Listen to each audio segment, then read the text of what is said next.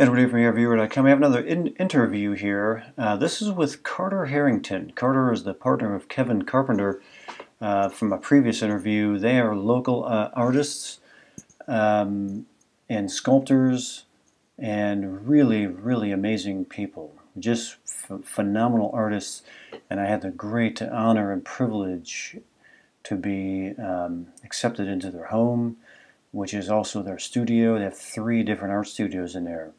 And now I had the great opportunity to go and sit with them, observe their work, the space where they create their art, and talk to them about their process of creating, which is what my interest is in how it relates to remote viewing. Because I believe that remote viewing, the process of remote viewing and the process of creative impulse comes from the same region of the brain, the same realm of mind space, and the same region of consciousness. Those 2 things are very, very connected in my opinion. And so I'm always fascinated to have the opportunity to speak with artists of their caliber as they are open channels. They've allowed themselves the time, the space, the dedication to really unfold their ability for manifesting creative impulse and then putting it into a medium. Very interesting. This is one of Carter's website here, carterherringtonart.com, a couple of hyphens in there. I'll put links here where you can go and check it out. These are some of his works here. Carter Herrington, what a cool name. But these are great. I love this art. There's a lot of things in here that are very, very interesting to me, including these very, very interesting dimensionals. The dimensionality here, the spatialness, this comprehension of space and dimensionality really, really is fantastic. I could sit and just contemplate these pieces for hours on end here. The other thing that he has there are these really interesting portraits of people, and this is what we talk about in our interview quite a bit. Is his kind of how he's kind of formulated his artistic process into capturing these moments in time, and a lot of them revolve around people, but they also revolve around events. Let me find one of these. Hang on one second here. Let me find this. Really interesting. Here's his Facebook page, and I'll put a link to his Facebook page as well, where you can take a look at more of his stuff here. But like this as an example, these moments right here, we talk about this. I'm fascinated by his comprehension, his relationship with time, and how as an artist he has this ability to observe things in almost freezing time and finding this unsuspecting moment and then rendering it. It's really, really interesting how he does it. I was fascinated by it. These are some more of his works here. Really interesting moments here. Oh, that's a, I don't know if that's a paint. I think that's a picture here. That eating a piece of chicken. But these moments here, just this moment, this second in time, to capture this kind of raw innocence and finding that moment of in a range of moments and finding that one specific one, and that is so riveting that it is to be honored in a painting. It was we talk about it and we go into in depth in it because I obsess about it really. About because I'm so interested in time. Time is a big part of my remote viewing work, and so talking to Carter about it and how he his relationship with time and how he captures it and finds it was very interesting to me, and how in in in in a space there's so many things going on, but the most obvious ones are really not the ones that for him he will be drawn to. He'll be drawn to the things that are not being noticed and find the uniqueness, the fascinating elements of pieces in a location or in a space that could be so easily missed. He has an eye to capture these unique moments and these unique elements that other people might easily not even notice. And I'm finding that as a theme as I'm talking to artists. As they have this ability, they're trained or they naturally have it or they're taught it to find these things, to open their eyes, to be aware of things that other people may not be aware of, and find the fascination in that, find the curiosity in that. And Carter is a master at that. I'll put the links to his work, and so you can check it out. He's a very prolific painter and sculptor, and that's it for my intro here. So this is my interview with local artist Carter Herrington. Hope you enjoy it, and many more to come. I thought it was. I thought check the license. Let me make sure we got you in there. Edward here from ERViewer.com. I am still in Austin, Texas, in an amazing house that is a 3-part art studio here, and I'm here with Carter Herrington. Carter, I want to let that is an amazing name. It's like a movie star's name. It's amazing. I am in Carter's studio where he does his paintings, and they are all over the walls here, all over the house. You're a very prolific painter. Yes. I'm noticing something in some of your paintings that I'm seeing here, that you like to draw people, people's faces, and capturing a moment in time in their life.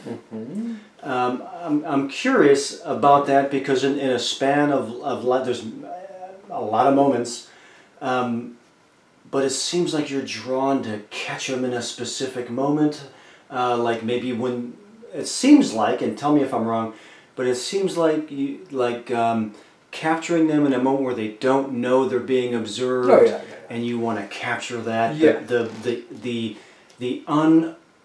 unadulterated moment. Oh yeah, like mid-sneeze or like, you know, it's always the moments that, you know, people don't want you to remember that I like documenting, and so I have different series that are based on film stills that, you know, I'll take a movie that I like, for example, the Brian De Palma Carrie with Sissy Spacek. Amazing movie. Yes. Piece of art. Yeah, it is. It Definitely totally a is. piece of art. It totally is. Every scene, every frame is an artwork, and so I have I've done a series of paintings. Some of them aren't. Well, actually, a lot of them aren't finished. But I have sold some of them, but, you know, not the famous, you know, pig blood scene. I haven't painted that, but I've painted a lot of the scenes in between, the mid-sneeze kind of scenes, and they're all my favorites. Well, because it seems like, you know, it's the you know, there's like like you're saying, the pig's blood scene. It's like everybody remembers that. It's very theatrical. Yeah. And it's almost like they did it to keep you remembering. You'll never forget it. Yeah. When you think of the movie, you think of that. But it's like there's so much. What you're saying is that if you take that reel of film and you just unwind it, there is a there is beauty and captured in Yes. every snapshot. Yes. And it's like you see that beauty. It's like you're finding that there's like an innocence in there, or like they're not. It's like what is it? I don't know. It's almost I guess being slightly subversive, wanting to focus on the things that, you know, people only want to show you for a split second. Like, one of my favorite pieces from the Carrie series in particular is of the school secretary that you see for like really just a few seconds. And I don't even remember her. Yeah, yeah, and I don't even know, I think she is credited in the film, but I mean, just, you know, that little split second and her expression, which I love, which, you know, you don't really focus on because there's so much more drama in that particular scene. Was there so when you're watching the movie and you saw that little clip with that secretary, what was it about? Like what was it about it? What was about her that kind of inspired you like that? Well, I like the fact that she's got the cat's eye glasses and she's super judgy. Oh, judgy, like judgmental. Yeah, yeah. So there's so much more to her. Yeah, yeah. And it's like, wait, man, there's like a whole story in her. Yeah, exactly. And it's like you wouldn't even know it because it would just zip on right past. Yeah, yeah. But let's go into that now. I can see the cat eye glasses because it's like, man, it's of the era of the time. Yeah. They kind of represent something, but it's her attitude. You say she's judgmental. There's something about her demeanor, mm-hmm. her emotional state, maybe. What else? What is it about her that was so inspiring you wanted to paint her? And what was coming out when you were capturing her on the canvas? Oh, Well, I like the fact that she is pretty forgettable in terms of overall looks.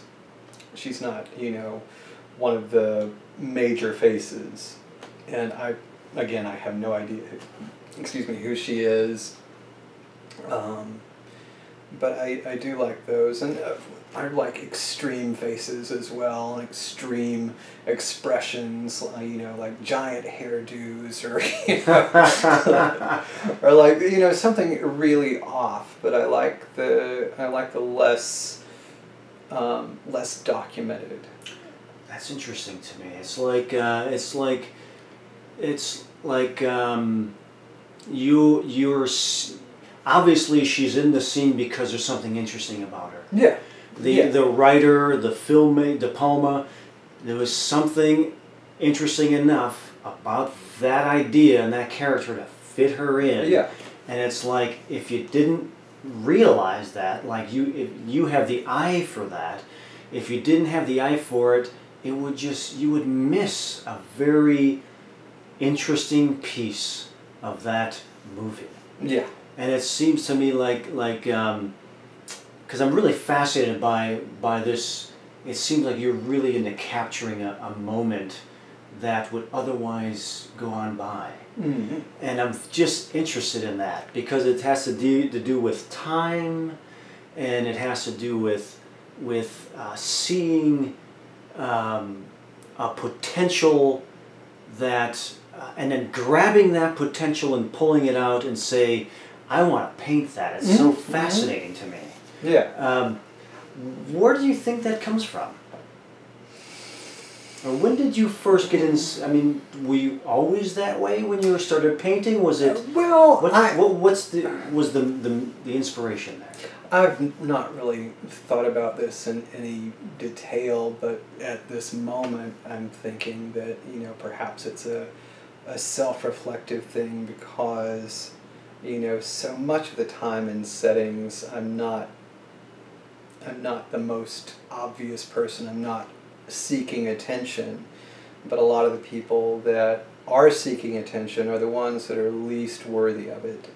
So, you know, the person that's, you know, ringing their bell and jumping up and down, I will turn my back on and say, well, who's that?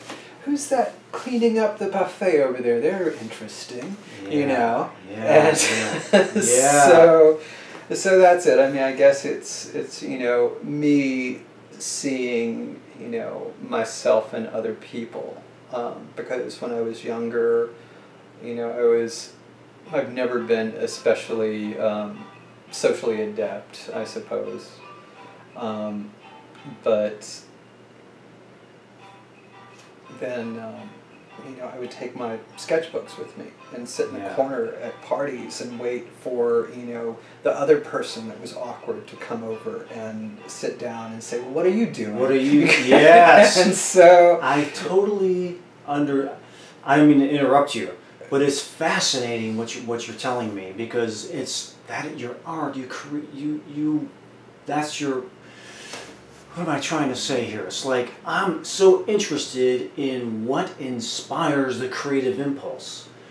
And what I'm hearing you say is that the thing that is trying to capture everyone's attention, it really is not interesting. Mm-hmm. But if you look beyond the shiny object, you'll see all this fascinating stuff over here. yeah. And if you just take a look, you'll see really fascinating things over here. Yeah. And it sounds like what you're saying is putting yourself into an environment where you'll see who else is that way. Yeah. And then that person may come over and say, well, I see you. Yeah. What are you doing over there? Yeah, exactly. And so a lot of my subjects are, you know, second tier kind of celebrities, you know, just because I really am curious about what they know that you only have access to as a second tier person that kind of flies under the radar. Oh, yeah, let's tell me more about that. Like, one of the paintings I'm about to do is of Lee Radziwill, who is Jacqueline Kennedy's sister. And the lesser famous sister, yeah. The lesser famous, but, you know, the more fascinating to me because she had entree to all of it, you know. So she was able to be a semi-private person, you know, going with her sister on, you know, official White House trips and so forth and so on. And, and so, yeah, a lot of those sort of people pop up.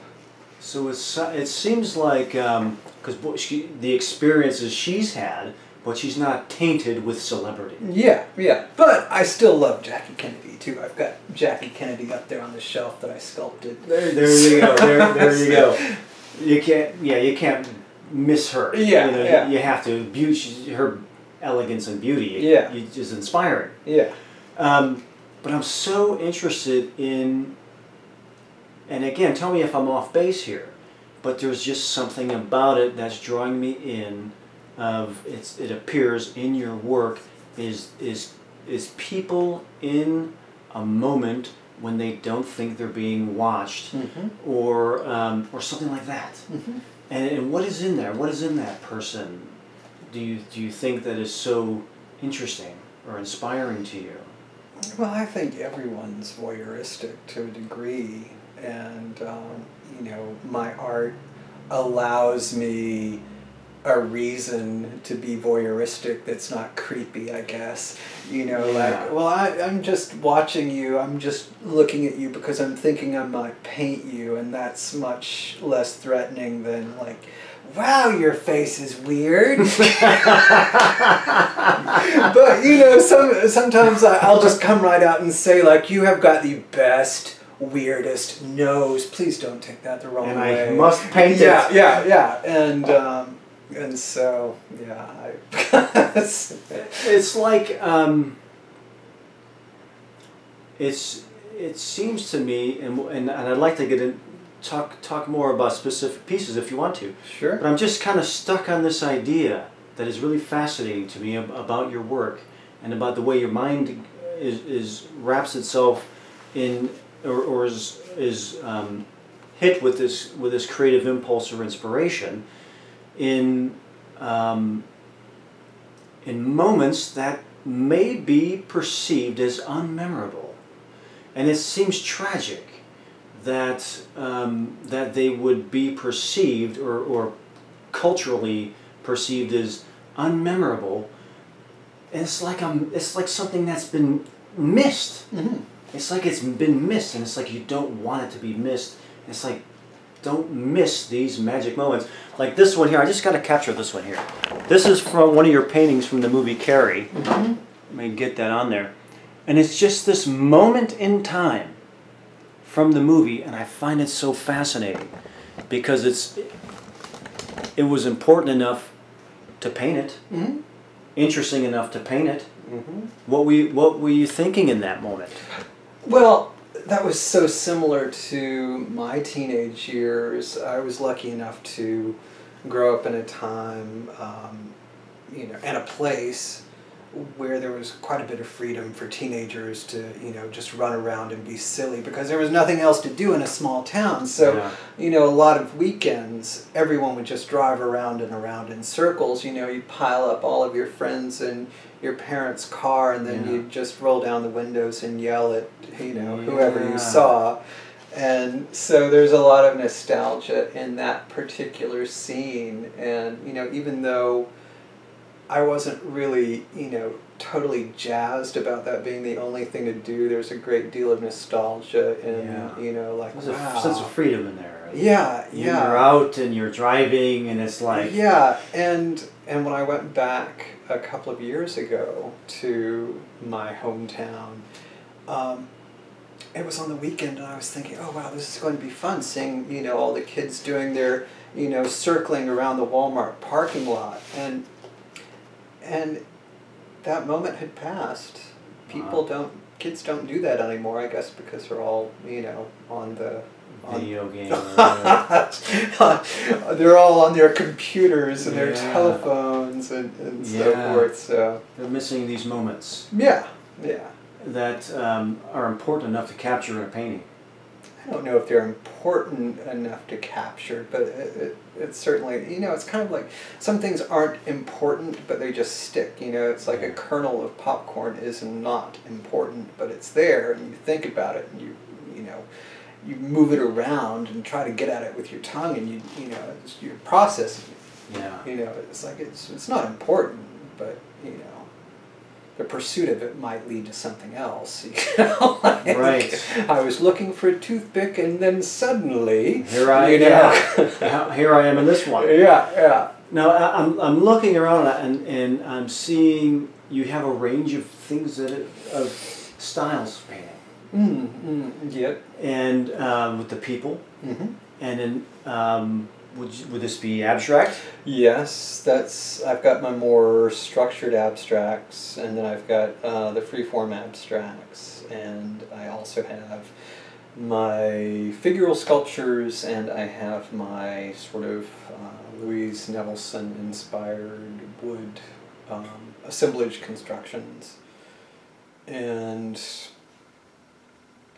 I think that's it. I might be forgetting something. With the abstract, what, like if you I've read Jackson Pollock and those guys, where the abstract was you're basically just dumping out your subconscious, just like dumping it out onto a canvas. Mm-hmm. And basically getting it out of your mind and not worried about any, just like vomiting on it. It's like vomiting and saying it's art. It's amazing. Look at it. Like David Lynch said, a sore, you can look at a sore up close and it's an amazing piece of art, but you back up and it's a sore and people think it's disgusting. You put a label on it. What is your approach to that abstract? Well, with my abstracts, with the more structured kind of abstracts, it's just a puzzle that I make for myself. And I keep trying to figure it out. And, I start from nothing and I make this really kind of silly problem for myself, and then I just work on it until you know, it comes to some sort of a resolution, but, you know,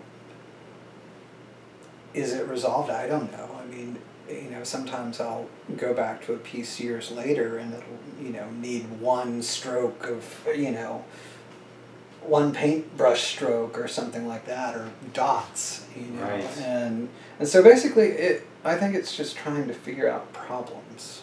That's interesting. That's your approach to like abstract painting is Trying to find the potential and resolve it. Yeah.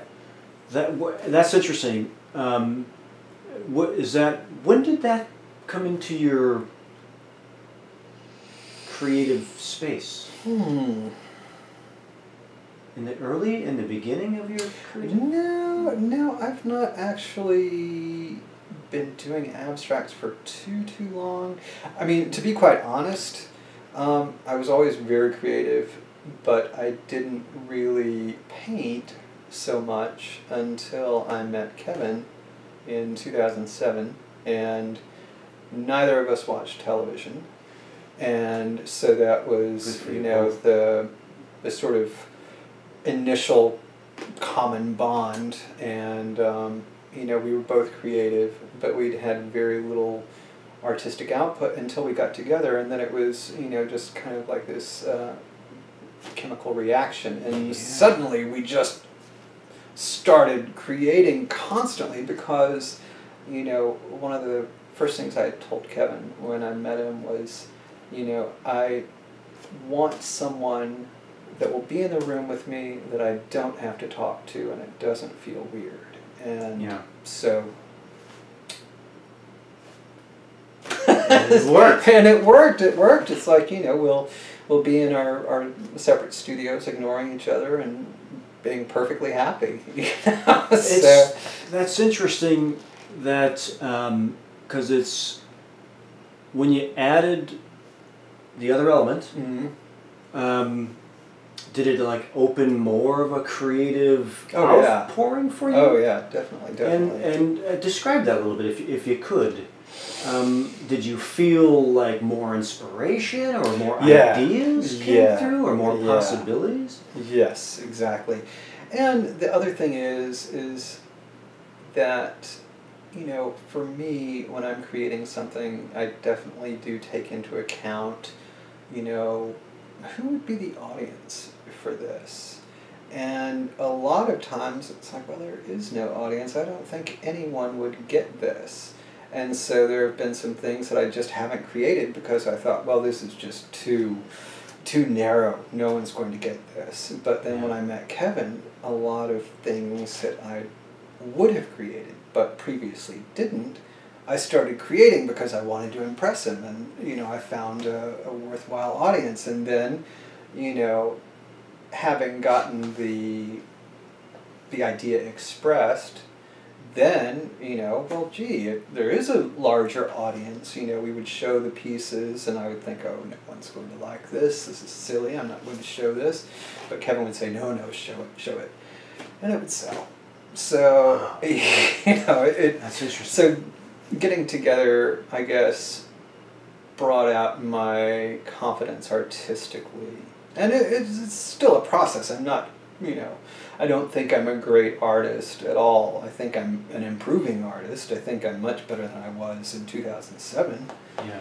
And, you know, but... It's interesting. Thank you for sharing that. It's interesting to hear that because I think it hits on some very key elements of the creative process, which is a muse to and also kind of a like a nurturer, where it's if the creative mechanism were nurtured and felt safe, it would frickin' explode. Yeah. Well, and with Kevin, you know, sometimes, since he is such a raw, conceptual kind of artist, and he will work very quickly, and he will get the idea down just, boom, it's done. And, he can do like a 10-minute painting, and, some of my paintings I will chew on for months and years. Yeah. And so when we got together and we started preparing for our first shows together, it made me really a little bit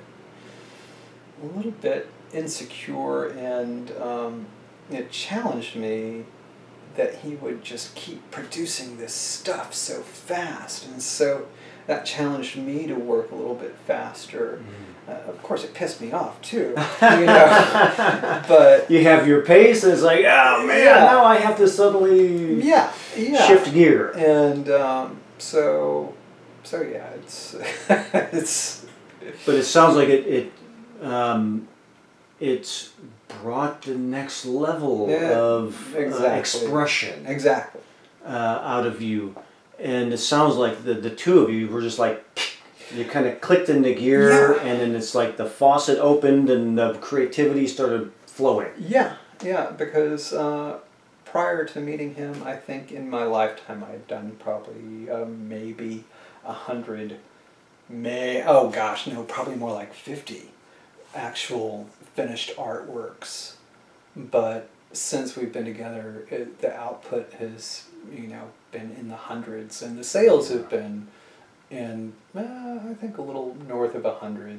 So it's been a really good thing. Yeah, I mean, in summary. Yeah, definitely. That part is very interesting to me, where just like when we were talking about, and I've talked about this with other artists too, is this kind of set and setting that is conducive to creative thinking, or I don't even want to say creative thinking, creative inspiration or creative outpouring. And it seems like when that happened, it was more it seems that it opened up that kind of creative outpouring, and potentials suddenly became realized. Yeah, because before I met Kevin, I think the largest painting that I had made, I did do a 3x3, but that was a one-off. But usually they were all 18x24 or smaller. But then I met Kevin, and the potential became so much larger. So the work became bigger and bigger. The painting down in that studio was astounding. Yeah, that's my very biggest. That's like an 8x10. Yeah, that's an amazing piece. Thank Does you. it have a name, or is No. it untitled one? Well, I don't know, because it's so big. I have to get the ladder out there to get the top part of it. So and I haven't been able to position the ladder correctly to get. I mean, I could turn it on its side. That would be smart, but who needs that? It'll be done when it's done. Kind of exactly. a thing. That's an amazing piece. Your creative. I'm really trying to wrap my mind around your creative process, and in your mind where the creative impulses come from, and how they're formulated, and I'm seeing, and tell me if I'm wrong, but it's the curiosity of people and people's faces. Colors are very important. The color and the tone. It's kind of like what I'm seeing is like Kevin designing it, and then you color it. That's kind of like how I'm seeing it in my mind. Mm-hmm. Like how the two things match together. It's like you put the color into it. Yeah. That's fascinating to me. How that type of teamwork. It's kind of like it doubles your potential. Exactly. That's awesome. Yeah, I don't know.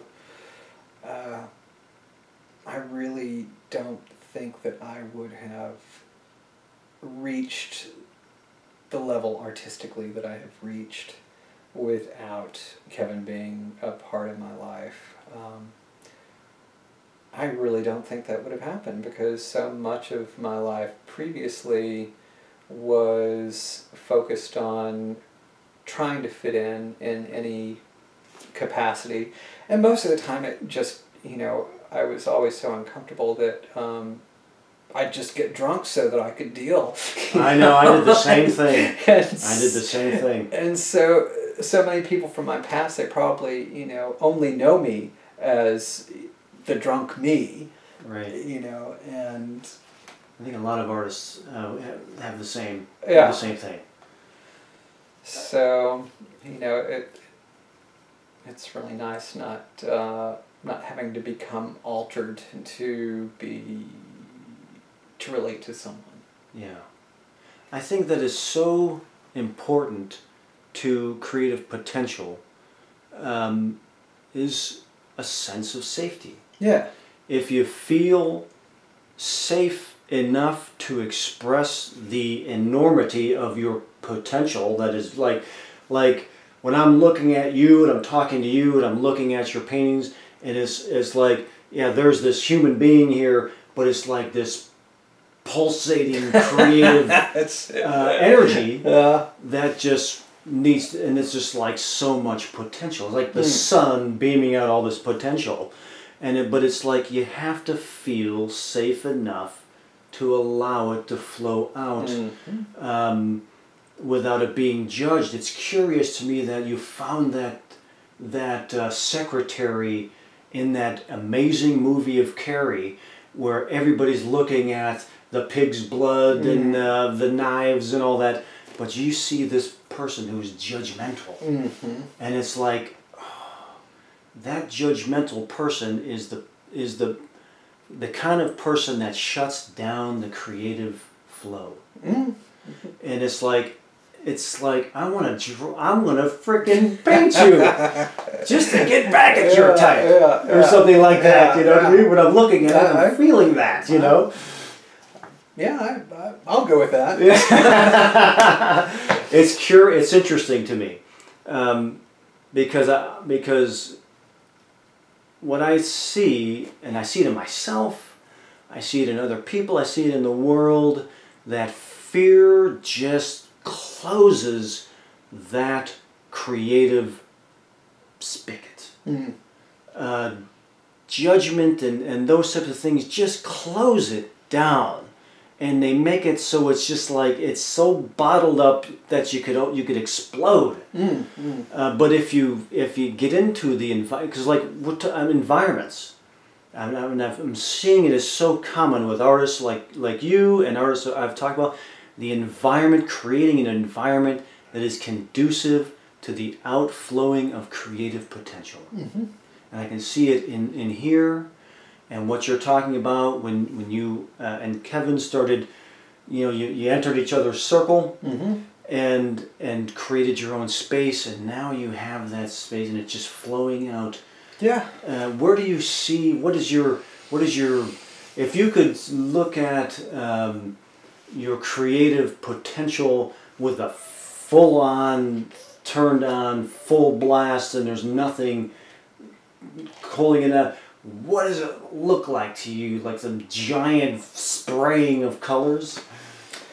Oh, I don't even know. I really don't know. The goals that I had even 10 years ago are so different now, because the world is so different now. Yeah. And so,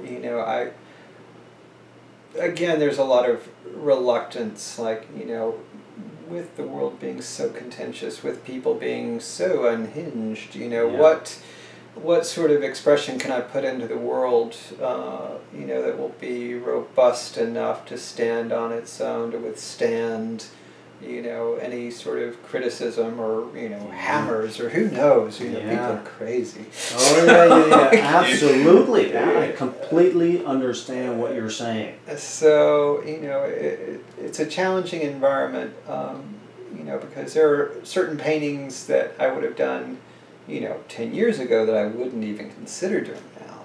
And, a lot of creative people say the same thing. So, the big challenge for the future is just figuring out how to navigate the environment to, create something that will have value in the world if I want. I mean, I don't even know if it is going to matter to me if something has value in the world as it is right now. Of course, they're like minds, and you know, the ultimate goal with my art, in summary, I suppose, would be, you know, to lure in like minds, and you know, it's done a fairly good job of that. It sounds like it. You are a successful artist, and that's not an easy thing to do. Am I right? Well, you know, successful, you know, relatively. Yeah, I mean, yeah, I'm saying successful in I'm happy. I'm very happy. I'm happier than I've ever been. So, I mean, that's a great success right there. Yeah. You know, I mean, we're not rich people, but, you know, there have been times in my life when I was conventionally successful, when I was absolutely, completely miserable. Right, right. So, you know... Unexpressed. Yeah, yeah. I mean, we've got a large degree of freedom, the largest degree of freedom I think I've ever had. And, you know, we can create whatever sort of, you know, crazy paintings or sculptures we want, and, you know, at least within the confines of this house. Yeah. So... Yeah, freedom. Yeah. I think that that's just another element of the just not just the creative process, but the expressive process of humans is to have freedom. And what is freedom? When you feel safe enough to express yourself in however it's going to come out. And I'm just seriously hoping that we are continually moving into a world where we can unload all of this creative potential, and I can't wait to see what you're going to create in the future, because I love your work now. Thank you.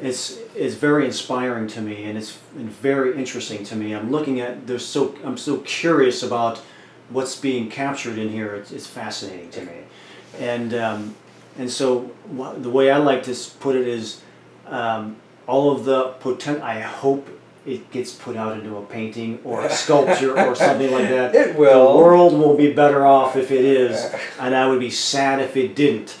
So I really look forward to what the continued unfoldment of your creative expression, because your work is pretty amazing to me. Oh, thank you.